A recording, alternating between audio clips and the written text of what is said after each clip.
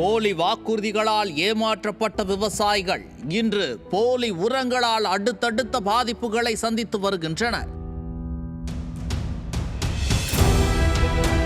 தமிழகத்தின் உணவு உற்பத்தியின் இதயமான காவிரி டெல்டா மாவட்டங்களில்தான் இந்த அநீதி நடந்து கொண்டிருக்கிறது. தஞ்சாவூர், திருவாரூர், நாகப்பட்டினம், மயிலாடுதுறை, திருச்சி, பெரம்பலூர் என கடந்த 3 மாதங்களில் அடுத்தடுத்து போலி உரங்கள் சிக்கிக்கொண்டே இருக்கிறது. போலி உரங்களை விற்பது என்பது தண்ணீரில் விஷத்தை கலப்பதற்கு ஒப்பானதாகும். ரசாயனங்கள் நிறைந்த கலப்படமான போலி உரங்களை பயன்படுத்துவதனால் விவசாய நிலம் மலடாக்கப்படுவது மட்டுமின்றி உணவும் நஞ்சாகி விடுகிறது.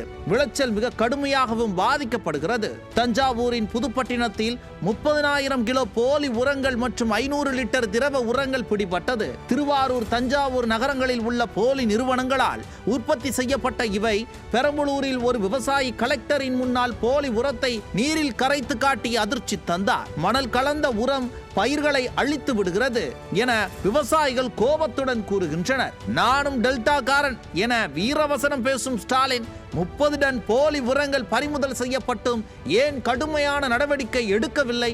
உர தட்டுப்பாடு, ஊழல், கொள்முதலில் தாமதம் என அரசு தரப்பில் நிலவும் அவலங்களே போலி உரங்கள் வாங்கி விவசாயிகள் ஏமாற காரணமாகி இருக்கிறது. இதனை செய்தியாக கடந்து செல்கிறது பொது சமூகம்.